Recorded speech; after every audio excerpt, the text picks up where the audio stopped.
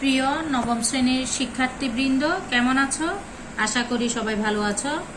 সবাই ভালো থাকার জন্য সাবধানতা অবলম্বন করে চলবে। আমি তোমাদের সাথে আজকে যে পাঠটি আলোচনা করব, পাঠ হলো কোষ বিভাজন। এককোষী জীব থেকে শুরু করে বহুকোষী জীব পর্যন্ত সব ক্ষেত্রেই নানা ধরনের কোষ বিভাজন দেখা যায়। এই কোষ বিভাজনের মাধ্যমে জীবের দেহবৃদ্ধি ঘটে, কখনো জননকোষ সৃষ্টি হয়, কখনো দ্বিবিভাজন পদ্ধতিতে সংখ্যা বৃদ্ধি হয়। এই বিভিন্ন ধরনের কোষ বিভাজন কিভাবে হয়ে থাকে আমরা সেটা জানব।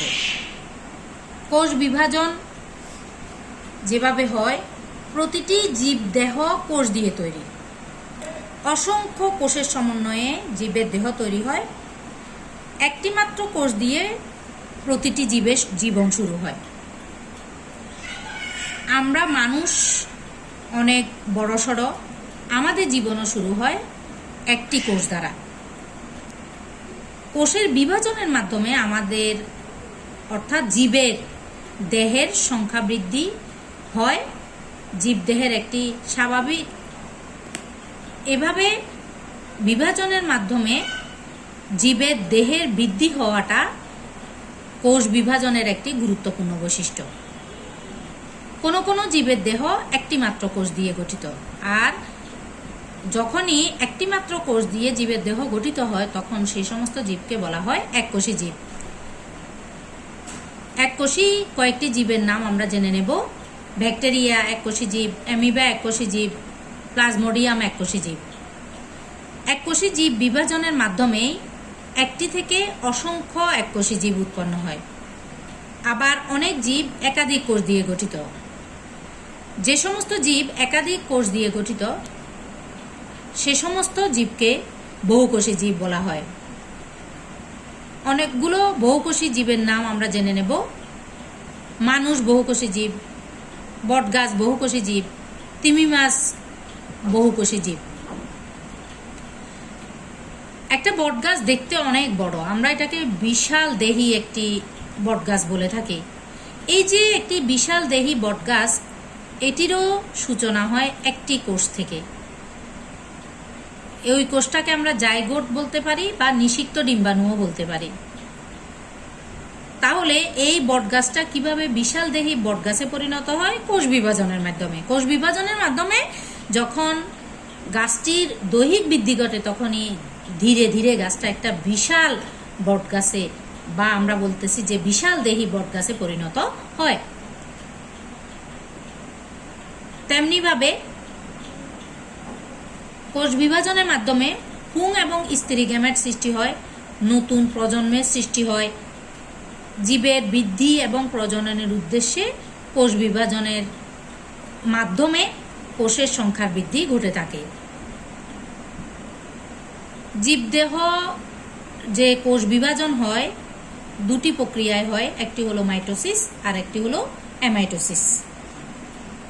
মাইটোসিস প্রক্রিয়াটার বর্ণনা হলো, এই কোষ বিভাজন প্রক্রিয়ায় প্রকৃত বা সুকেন্দ্রিক কোষ একটি ধারাবাহিক প্রক্রিয়ায় বিভক্ত হয়ে দুটি অপত্য কোষে পরিণত হয়। মাইটোসিস নিউক্লিয়াস একবার বিভাজিত হয় মাইটোসিসে, অর্থাৎ প্রায় সমানভাবে হয়। নিউক্লিয়াসের প্রতিটি ক্রোমোজোমও একবার করে বিভাজিত হয় মাইটোসিস কোষ বিভাজন প্রক্রিয়ায়। সাইটোপ্লাজমও বিভাজিত হয় একবার। কোন প্রক্রিয়ায় হয়? মাইটোসিস প্রক্রিয়ায়। তাই মাইটোসিস বিভাজনে কোষের মাতৃকোষ এবং অপত্য কোষে ক্রোমোজোম সংখ্যা, তথ্য ডিএনএ এর পরিমাণ সমান থাকে। শুধু যে পরিমাণে একই থাকে তা নয়, মাতৃকোষের ডিএনএ এর প্রায় হুবহু অনুলিপি অপত্য কোষে পাওয়া যায়। একে সমীকরণিক বিভাজনও বলা হয়। কখন এটাকে সমীকরণিক বিভাজন বলতেছে? যখন অপত্য কোষে ক্রোমোজোম সংখ্যা মাতৃকোষের সমান এবং ক্রোমোজোমের গুলো মাতৃকোষের ক্রোমোজোমগুলোর ঠিক একই রকম। এই অবস্থায় মাইটোসিস বিভাজনকে বলা হচ্ছে সমীকরণিক বিভাজন। এই বিভাজন প্রকৃত নিউক্লিয়াসযুক্ত জীবের দেহকোষে হয়ে থাকে এবং বিভাজনের ফলে কোষের সংখ্যা বৃদ্ধির মাধ্যমে প্রাণী এবং উদ্ভিদ দৈর্ঘ্যে এবং প্রস্থে বৃদ্ধি পায়, মোটাও হয়, লম্বাও হয়। প্রাণীর দেহকোষে এবং উদ্ভিদের বর্ধনশীল অংশের ভাজক টিস্যু। সেই বর্ধনশীল অংশগুলো হলো কাণ্ড, মূলের অগ্রভাগ, ভ্রূণমুকুল, ভ্রূণমূল, বর্ধনশীল পাতা, মুকুল। এই অংশগুলোতে এইভাবে কোষ বিভাজন হয়। নিম্ন শ্রেণীর উদ্ভিদ এবং প্রাণীর অযৌন জননের সময়ও মাইটোসিস প্রক্রিয়ায় কোষ বিভাজন হয়। মাইটোসিস প্রক্রিয়ায় কোষ বিভাজন হতে কতগুলো পর্যায় সম্পন্ন হয়। পর্যায়ক্রমিকভাবে মাইটোসিস প্রক্রিয়াটা সম্পন্ন হয়। মাইটোসিস কোষ বিভাজন একটি অবিচ্ছিন্ন বা ধারাবাহিক প্রক্রিয়া। এই বিভাজনে দুটি জিনিস বিভাজিত হয়, একটি হলো নিউক্লিয়াস আর একটি হলো সাইটোপ্লাজম। নিউক্লিয়াসের বিভাজনটাকে বলা হয় ক্যারিওকাইনোসিস আর সাইটোপ্লাজমের বিভাজনটাকে বলা হয় সাইটোকাইনোসিস। বিভাজন শুরুর আগে কোষের নিউক্লিয়াসে কিছু প্রস্তুতিমূলক কাজ হয়। নিউক্লিয়াস বিভাজনের পূর্বে মাইটোসিস কোষ বিভাজনে কিছু কাজ সম্পন্ন হয়। কাজ সম্পন্ন হওয়ার এই সময়টাকে বলা হয় ইন্টারফেজ পর্যায়। মাইটোসিস কোষ বিভাজনটাকে বর্ণনা করে বোঝানোর সুবিধার জন্য 5টি পর্যায়ে ভাগ করা হয়। পর্যায়গুলো হলো প্রোফেজ, প্রোমেটাফেজ, মেটাফেজ, অ্যানাফেজ এবং টেলোফেজ। প্রোফেজ পর্যায়ে কি কি কাজ সম্পন্ন হয়? এটি মাইটোসিসের প্রথম পর্যায়। এই পর্যায়ে কোষের নিউক্লিয়াস আকারে বড় হয় এবং কোষের ভেতরে যে ক্রোমোজোম আছে সেই ক্রোমোজোম থেকে পানি হ্রাস পেয়ে থাকে। এর ফলে পানি হ্রাস পাওয়ার কারণে ক্রোমোজোমগুলো আস্তে আস্তে সংকুচিত হয়ে খাটো হয়। সংকুচিত হয়ে খাটো হওয়ার কারণে দেখতে মোটা দেখায়, অর্থাৎ মোটা হতে শুরু করে তখন ক্রোমোজোমগুলো। যৌগিক অণুবীক্ষণ যন্ত্রে যখন এদের দেখা চেষ্টা আমরা করব তখন এদের দেখা সম্ভব হয়। যখন পানি হ্রাস পেয়ে এগুলো মোটা এবং খাটো হয় ক্রোমোজোমগুলো। এই পর্যায়ে প্রতিটি ক্রোমোজোম সেন্ট্রোমিয়ার ব্যতীত লম্বালম্বি দুভাবে বিভক্ত হয়ে দুটি ক্রোমাটিড উৎপন্ন করে। একটি ক্রোমোজোম দুভাগে যখন বিভক্ত হয় তখন দুটি ক্রোমাটিড উৎপন্ন হয়ে যায়। ক্রোমোজোমগুলো কুণ্ডলিত অবস্থায় থাকায়, কুণ্ডলিত অর্থাৎ পেঁচানো অবস্থায় থাকায় এদের সংখ্যাগুলোকে সঠিকভাবে গণনা করা যায় না। তাহলে প্রোফেজে এই কাজগুলো সম্পন্ন হয়। কি কাজগুলো হলো? ক্রোমোজোম থেকে পানি সরে গেল, ফলে ক্রোমোজোম সংকুচিত হয়ে খাটো হলো, খাটো হওয়ার পর মোটা হয়ে গেল, মোটা হয়ে যাওয়ার কারণে এদেরকে যৌগিক অণুবীক্ষণ যন্ত্রে দেখা সম্ভব হলো। আর শুধু সেন্ট্রোমিয়ার ব্যতীত ক্রোমোজোমগুলো দুভাবে বিভক্ত হয়ে দুটি ক্রোমাটিড উৎপন্ন করলো। আর ক্রোমাটিডগুলোর সংখ্যাকে সঠিকভাবে গণনা করা সম্ভব নয়, কারণ ক্রোমোজোমগুলো থাকে পেঁচানো অবস্থায়, যেটাকে কুণ্ডলী আকার বলা হচ্ছে।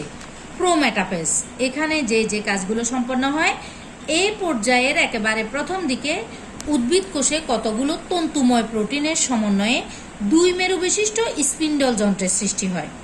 স্পিন্ডল যন্ত্রের 2 মেরুর মধ্যবর্তী স্থানকে ইকুয়েটর বা বিষুবীয় অঞ্চল বলা হয়। আবার একটু আমরা খেয়াল করি, স্পিন্ডল যন্ত্র কোথা থেকে সৃষ্টি হলো? ক্রোমোজোম থেকে সৃষ্টি হলো। স্পিন্ডল যন্ত্রের 2 মেরুর মধ্যবর্তী, তাহলে ক্রোমোজোম থেকে যখন স্পিন্ডল যন্ত্র সৃষ্টি হলো, সৃষ্টি হয়ে স্পিন্ডল যন্ত্রগুলো কোষের 2 দিকে ধাবিত হলো। 2 দিকে ধাবিত হওয়ার অবস্থাটাকে বলা হচ্ছে মেরু। 2 মেরুর মধ্যবর্তী স্থানকে কিছু ক্রোমাটিড স্পিন্ডল যন্ত্রের উপরের দিকে চলে গেল, কিছু ক্রোমাটিড স্পিন্ডল যন্ত্রের নিচের দিকে নামলো। তখন 2 ভাগে যেহেতু ভাগ হয়ে গেল, তাই এটাকে বলা হচ্ছে মাঝখানটাকে ইকুয়েটর বা বিষুবীয় অঞ্চল। কোষ কঙ্কালের মাইক্রোটিবিউল দিয়ে তৈরি স্পিন্ডল যন্ত্রের তন্তুগুলো এক মেরু থেকে অপর মেরু পর্যন্ত বিস্তৃত। এদেরকে স্পিন্ডল তন্তুও বলা হয়। স্পিন্ডল যন্ত্রকে এই জন্য স্পিন্ডল তন্তুও বলা হয়। এই পর্যায়ে ক্রোমোজোমের সেন্ট্রোমিয়ার স্পিন্ডল যন্ত্রের কিছু নির্দিষ্ট তন্তুর সাথে সংযুক্ত হয়। এই তন্তুগুলোকে আকর্ষণ তন্তু বলা হয়। ক্রোমোজোমের সাথে এই তন্তুগুলি সংযুক্ত বলে এদের ক্রোমোজোমাল তন্তুও বলা হয়। ক্রোমোজোমগুলো এই সময় বিষুবীয় অঞ্চলে অর্থাৎ মাঝখান বরাবর বিন্যস্ত হতে থাকে।